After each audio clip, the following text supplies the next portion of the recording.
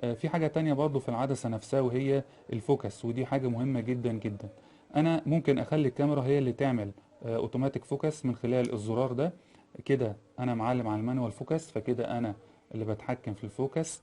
لكن لو انا عايز الكاميرا هي اللي تتحكم، بخلي المؤشر ده يشاور على الاي اف او الاوتوماتيك فوكس. ده طبعا بيبقى مفيد جدا في حالة لو انا قدامي اضاءة كويسة، او بصور مثلا بالنهار، او حتى لو بصور بالليل بس المكان اللي انا فيه منور كويس، فبسيب الكاميرا هي اللي تعمل اوتوماتيك فوكس على الحاجه اللي انا عاوزها، وبتحددها طبعا بصوره كويسه. لكن لو انا مثلا بالليل او في ظروف الاضاءه فيها قليله جدا، او لو انا عايز جزء معين من الصوره هو بس اللي يبقى فوكس وجزء تاني لا، فساعتها بختار المانوال فوكس، ومن خلال البكره الصغيره خالص دي اللي انا دلوقتي ماسكها، بقدر ان انا اعمل فوكس واغير في الفوكس بتاعي زي ما انا عايز. تمام. العدسة بتاعتنا من قدام زي ما احنا شايفين كده، هي طبعا بيبقى عليها يعني شوية معلومات، زي مثلا الفوكال لينس بتاعها قد ايه، اللي هو عندي من 18 لغاية 55 مللي. فتحة العدسة نفسها عندي من أول 4 لغاية 5 وستة من عشرة.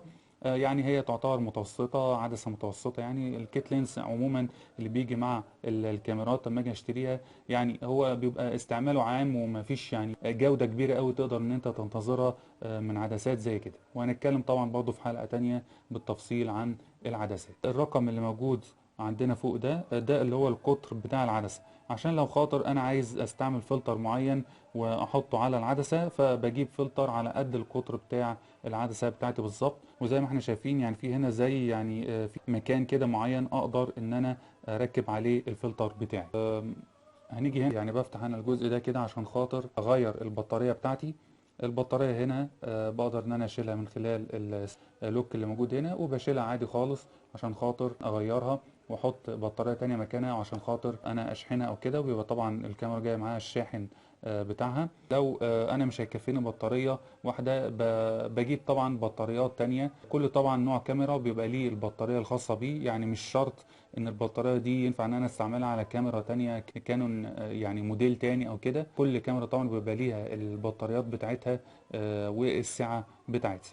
فاتاكد طبعا ان انا اما اجي اشتري باتري باك او يعني بطاريات زيادة للكاميرا بتاعتي، لان الكاميرات الاوريجينال طبعا بتبقى غالية شوية، فممكن ان انا استعمل يعني بطاريات كوبي زي اللي انا شايفها دلوقتي قدام، اتاكد انها نفس السعة وانها مناسبة بالنسبة للكاميرا بتاعتي.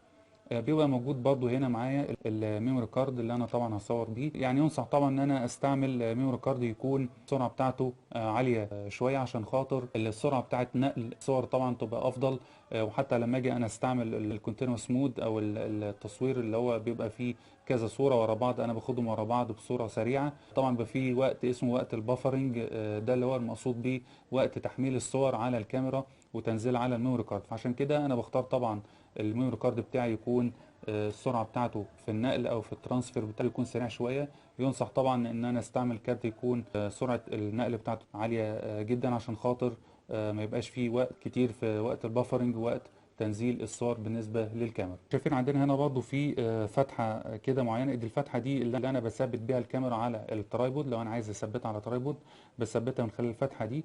وفي طبعا انظمه يعني مختلفه بالنسبه لتثبيت الكاميرا، بس يعتبر الشائع او الاكثر استعمالا هو نظام اللي هو الارك سويس او الكويك ريليز. وده زي ما احنا شايفين يعني احنا عندنا هنا البليد ده في يعني السكرو ده تقريبا ربع انش، وهي معظم الكاميرات اصلا بتيجي الفتحه بتاعتها ربع انش. فانا بثبت فيها اللي هو البليد بتاعي بالطريقه دي كده. يعني انا بحط اللي هو السكرو على الفتحه، وببدا ان انا الف السكرو ده كده، وببدا ان انا الف السكرو بتاعي كده عشان خاطر اثبت البليت على الكاميرا. تمام. زي ما احنا شايفين البليت دلوقتي خلاص يعني مسك في الكاميرا. واجيب بعد كده الترايبود، وده عندنا الترايبود بتاعنا زي ما احنا شايفين هو في نظام الكويك ريليز زي ما احنا شايفين. دي تعتبر يعني المكان اللي انا هثبت فيه البليت بتاعي اللي انا ثبته في الكاميرا زي ما شفنا من شوية. فببدأ ان انا اركبه على الكاميرا. فهبدأ ان انا اركب البليت ده. هبدأ ان انا احط البليت بتاعي على الكلامب ده في يعني في السكرو ده. ببدأ ان انا اوسعه شوية عشان خاطر اعرف احط البليت بتاعي، وببدأ ان انا ادخله كده. مجرد ما هو يثبت شوية معايا ببدأ ان انا اربط الكلامب بتاعي مرة تانية لغاية ما يمسك البليت بتاعي. تمام. طبعا يعني الزاوية نفسها بتاعت الكاميرا اقدر ان انا اتحكم فيها براحتي خالص من خلال البول هيد بتاعت الكاميرا نفسها. يعني هنفك اللي هو اللوك بتاع البول هيد، واقدر ممكن طبعا اتحكم في الزاوية بتاعت الكاميرا بتاعتي من خلال البول هيد واللوك بتاعها. انا بفك طبعا اللوك بتاعها كده، وببدأ ان انا اوجه مثلا الكاميرا بتاعتي ناحية الزاوية اللي انا عايزها، وابدأ اربط اللوك مرة تانية. فبالطريقة دي خلاص الكاميرا بتاعتي ثابتة على الترايبود، اقدر ان انا استعملها زي ما انا عايز وناحية الزاوية اللي انا عايزها.